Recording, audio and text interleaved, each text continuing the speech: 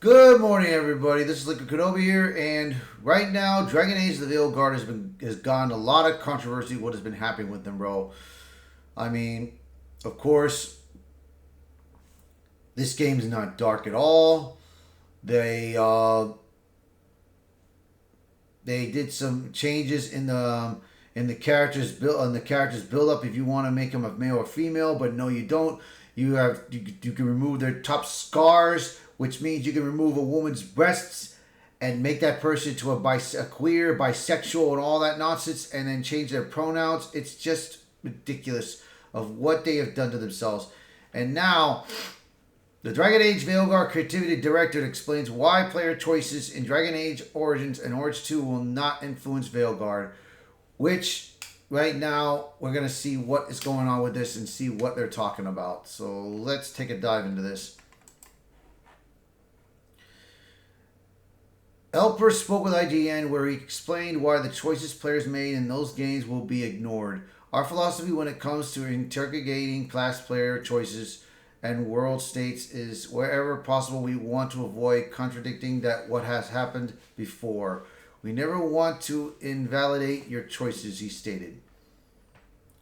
He then explained it was more to do with the game's setting than anything. For Dragon Age of the Veilguard, among many reasons why we removed to Northern Thedas, it has becomes a little bit more of a clean slate for us. There's not as many decisions you have made up to this point that have an impact on what's happening in Northern Thedas. And we don't have to speak directly to things like who is the divine, because again, that's happening in the South. Elpor elaborated, there's never a sense of, oh, that decision doesn't exist, but maybe we don't touch on it in this particular title. Much like Inquisition didn't touch on every decision from Origins, much like Dragon Age 2 didn't touch on every decision from Origins. It's kind of in that same vein of we're not going to contradict it.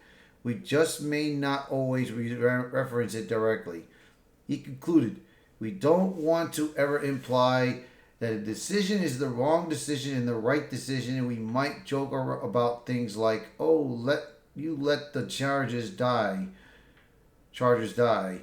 Well, that's clearly the wrong choice. But again, it's not because it's canon. We want those stories to be personal. These comments directly contradict what the game's lead writer Patrick Weeks shared about the game and why he and the company chose not to allow players to use blood magic moving forward. He was asked on Blue Sky, hi, silly hypothetical DA franchise, Dragon Age franchise.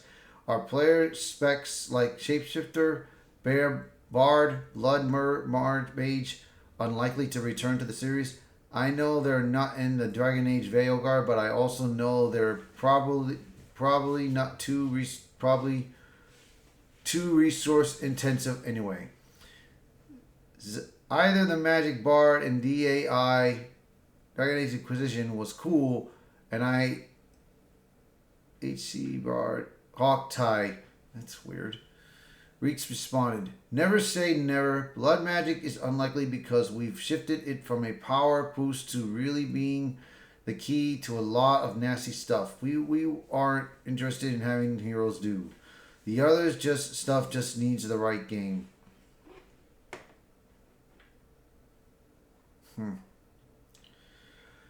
Another user then commented, this is interesting because that means that a blood mage warden and our hawk are really subdued blood mages, and that Solas was both right and wrong on it, but being not inherently evil and just a tool.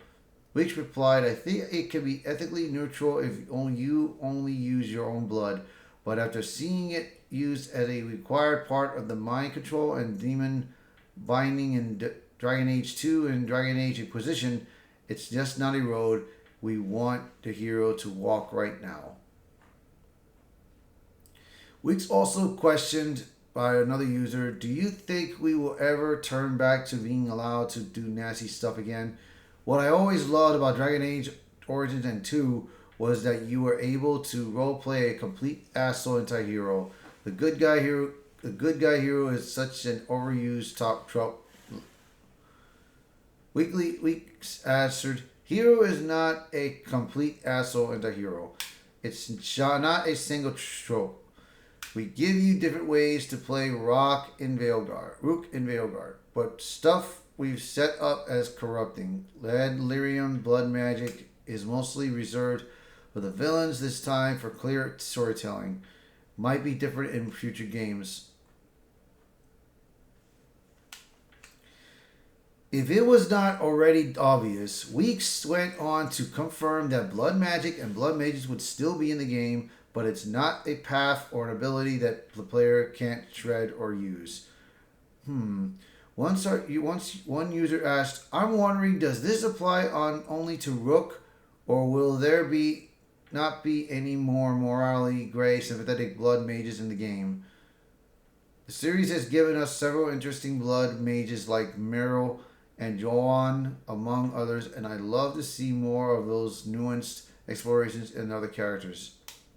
Weeks said I was only talking about Rook.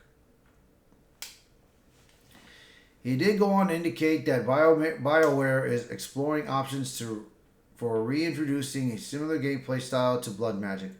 Our user posted, "Wait, you're telling me that Corypheus was the bad guy because he used hundreds of slaves to get to the Golden City?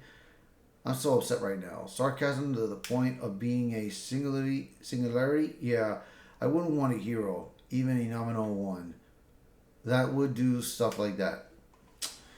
Rick responded, "Which is a shame because you use your health to cast more spells is a fun gameplay twist for folks who like that kind of risk-reward play style."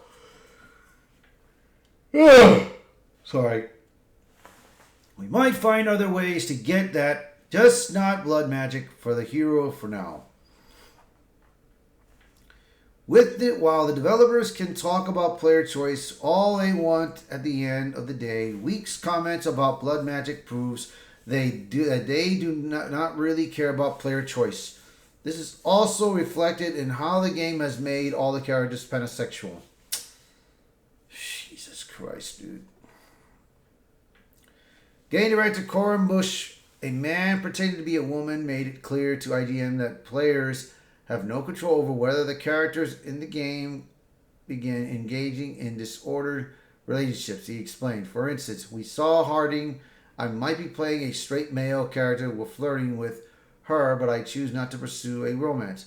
She might get together with Tash, so my perception, my identity has no bearing on their identities, and that comes through really strong."